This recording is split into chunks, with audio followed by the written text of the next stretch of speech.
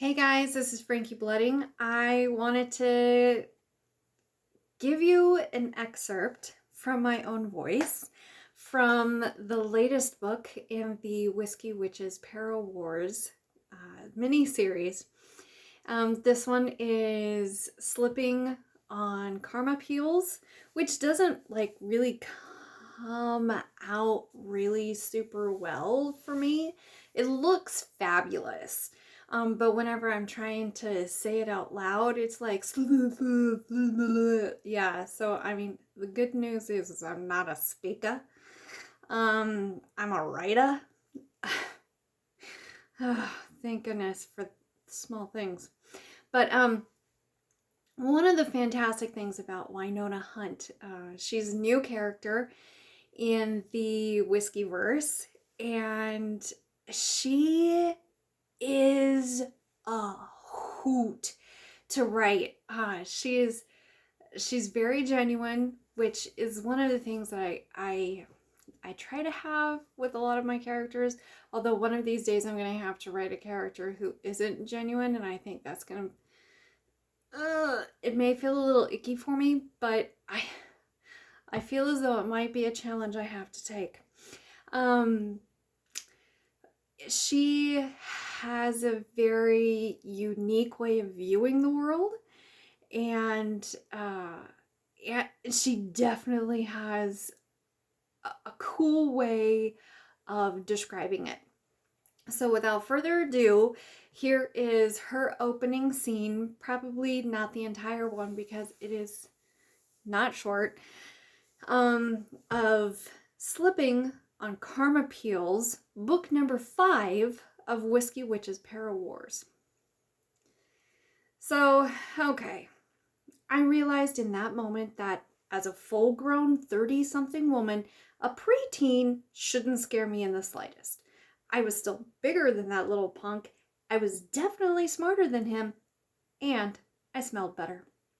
But that little a-hole didn't know when to effing stop, and that annoyed the piss out of me.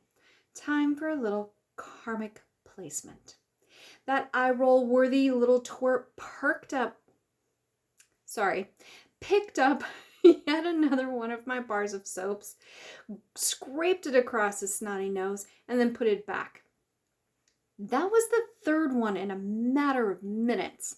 Look, I'm not allergic to a little snot. I know that the shelf life on gross isn't long, but when you're just nasty because you can get away with it, I'm gonna punch you in the face with your own karma. With pleasure. You want to stop wiping your nose on my soaps, kid? I asked, sidling up to him with a likable enough smile. Hey, I'm pretty, even at the ripe old age of 32, maybe even because of it. Who knows? And I know how to sweep men and women off their feet, no matter their age. But this kid, he glanced at me, shrugged flippantly, then grabbed another soap out of one of the boxes and wiped it up his nose. Then he looked directly at me in a "what you gonna do about it" smile and put it back. I just smiled back and winked at him. You know why? Because F him, that's why. I sashayed back to the counter near the side of the occult shop I ran with my girlfriend and grabbed one of my karmic blessing cards. Walking back to him, I palmed it so he couldn't see it.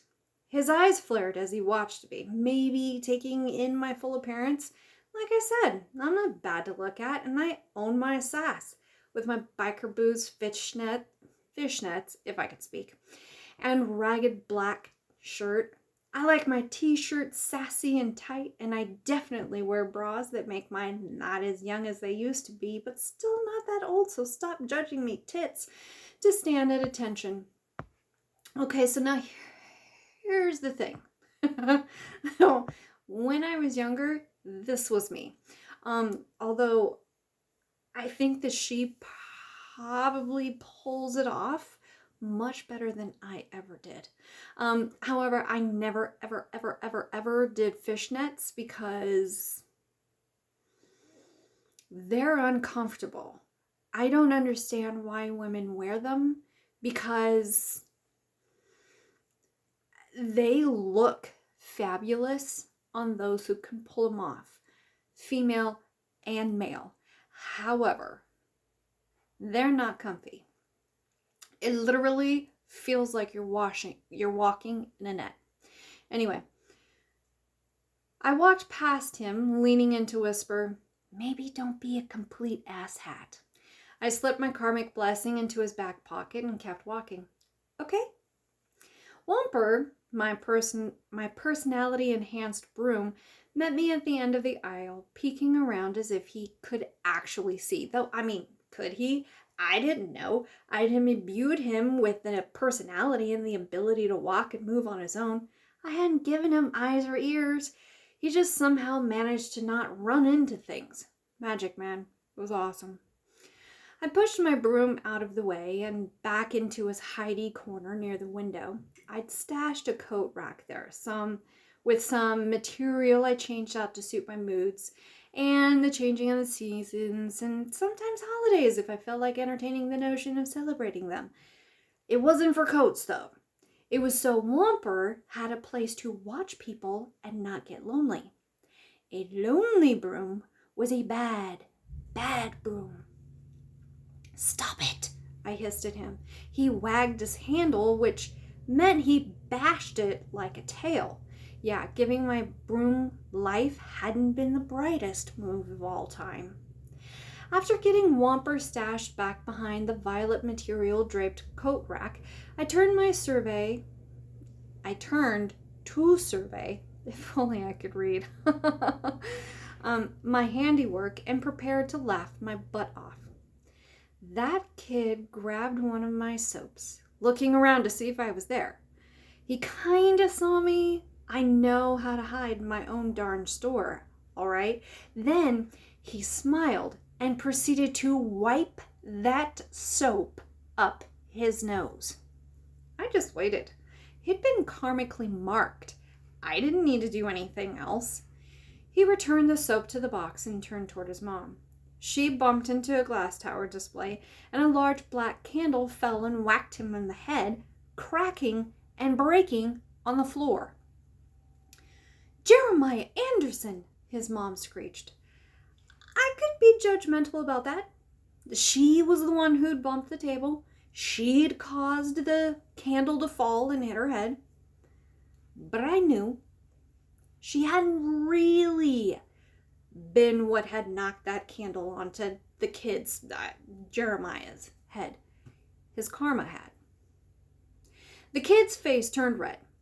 "It wasn't me, you cow. You hit me." Okay, now let's just pull this back a bit, because this kid on paper sounds like way over the top. However, I can tell you, I have personally met several kids like this. So,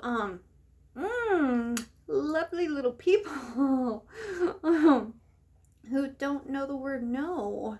Yes, that was me being judgy. I'm not a karmic witch, so I can judge. I judge me too. Where was I? Oh, here we go. I glanced at Whomper with an excited grin because things were about to get good. That kid was putting out some nasty karmic reactions. My broom quivered in what I took as excitement and then poked a stick out around the material for a better view. "You do not get to call me that," she said, gripping her purse straps and looking around worriedly. That wasn't a good sign. That typically said abuse in the home, or even that she was scared of her own son. I had a spell for that.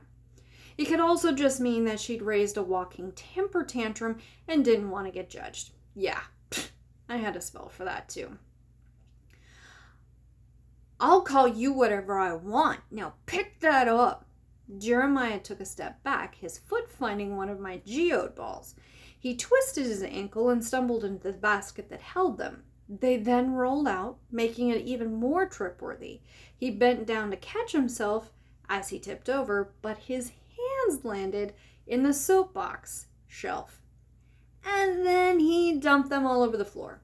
His eyes lit up with bristling anger as he held up his arm. "You cut me.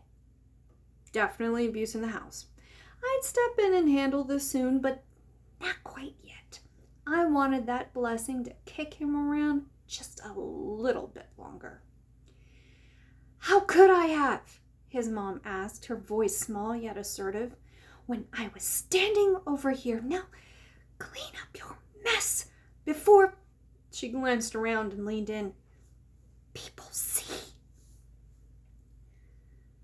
I am not cleaning this up, he said belligerently, and then proceeded to step on one of my bars of soap, a black and yellow bar that had been imbued with elderberry and five-finger grass. Yeah, my karmically blessed customer had just slipped on my fuck you karmically soap bar.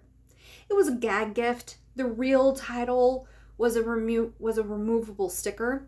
When the bar was gifted, the sticker was removed to reveal the other name. May you be blessed. It was a bestseller. He slipped and fell on his backside on top of the geodes and the bars of soap and the broken candle. And the mother took a step back, her eyes widening in what I read as fear. Okay, now it was time to step in. Watch my back, I whispered to my broom. His excitement died, and he was now very solid as he stood on broom bristles of anger. I stepped around the corner as Jeremiah growled low and long and got to his feet. Oh my! I exclaimed with a chipper smile. What a mess! I wanted to rub that in. Jeremiah spun on me, his face angry, but it melted away a little as he brushed off his pants. Yeah, Linda hit me with a candle and I fell. Linda, huh? So maybe not his mom. Stepmom? Rough. I looked down at the candle in question. The thing was huge. The part of me who understood insurance was concerned about a head injury. The witch side of me just enjoyed the fact that he'd been whacked pretty good. You broke my karma candle, dude. Do you realize what that means? He frowned, staring down at it. Linda owes you a lot of money. She broke it. On your head, obviously, I muttered, but I screwed my smile back into place. You've been blessed. Congratulations. I wiggled my fingers and did a little dance. Narrowing his eyes, he looked around at the mess, his hands out. I know it doesn't feel like a blessing right now, but it is. And if I'd managed to catch him at this point in his little a-hole life, I might have saved him a little. And this, I knelt down to pick up the soap he'd slid on. This is my karmic soap. And this, I pulled all of the soaps he'd landed on. This is a karmic soap. I believe you wiped your snot all over it. And this one of my favorites. I handed it to him. It was a blue and gray bar. The karmic scrub, so good. Looks like karma came a-calling for you, kid. And it had. There were other soaps in the candles on display. None of those had attacked him. Okay, now, see, I've actually seen this happen in life. Like you go someplace and it has like a display of different things, and only a certain like some with certain meanings actually come out and do any damage or call out to a person and stuff like that. I don't want to go much longer. This is a really fantastic scene. I really do enjoy it. Hopefully I didn't bugger it up too badly. And I do hope that you enjoy it. Please check out the full book, Slipping on Karma Peels by F.J. Blooding. It is book number 5 of Whiskey Witches Para Wars. Did you see I had to think about that? All right. I am a writer, not a speaker. All right. Talk to you later. Have a great day. Bye.